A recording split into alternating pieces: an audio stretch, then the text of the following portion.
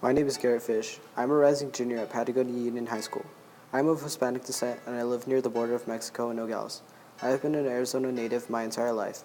I applied to the Ag Discovery program knowing it was related to agriculture, but was not really sure what to expect.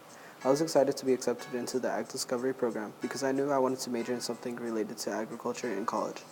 Initially, when I came into the program, thinking I knew the right major for me was agribusiness. After different experiences throughout my week, my thoughts changed. I realized there are several different fields of agriculture that interest me, and I shouldn't have my mind set to one. For example, when Jesus Andrade presented about plant production and protection, I was fascinated. We were able to go out on the field and sweep different samples of insects or pests and determine what pesticide applied to the field. The career of a PCA was an interesting career to me. Related to plants was the condor seed presentation. I learned the basics of growing a healthy plant and even crossbreeding in various plant species. I wasn't very familiar with the crossbreeding of genetics and of plants. We learned more about that in depth at the Bio 5 at the University of Arizona. I never thought that plants would capture my attention and enthusiasm. Like stated earlier, I said I was from the border town called Nogales. One of our activities was when we traveled to the Nogales border. Originally, when I think about the border, I think of the public crossing to and from Mexico and even smuggling illegal drugs. In addition, I thought border protection, customs, and APHIS were used to prevent just that, but it seems to be a stereotype.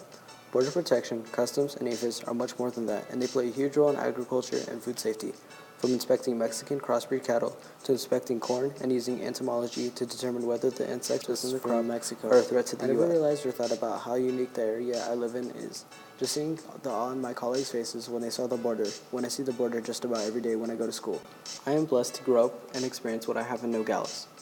There were other aspects of the program that I didn't even know were related to agriculture.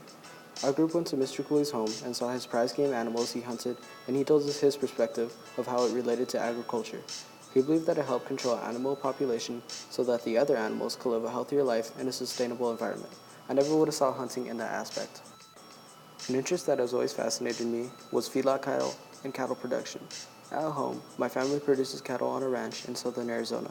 When we toured Five Rivers Feedlot in Yuma, they had a different way of growing cattle than in my area. They run about 99,000 cattle on the feedlot, where my family runs about a significantly different lower number. They use a different feed ration and have a completely different breed of cattle. That's where my interest of animal nutrition came in. The business aspect of the feedlot was intriguing too, and it pushed me towards the idea of being a sales representative for a feed company and incorporating all my interests into one ideal job. I realized that there is a shortage of interest in agriculture in my generation. My peers and I understand the importance of managing food supply for future generations, and personally, I want to take part in providing for the 2 billion additional people who will be here by 2020. Overall, I had a wonderful experience at Ag Discovery. I am fortunate to say that I was able to attend the 2014 Ag Discovery program and learn and experience diverse areas of agriculture. I created incredible bonds with my new friends, counselors, staff, and presenters. I'd like to thank everyone who made this program possible. Thank you.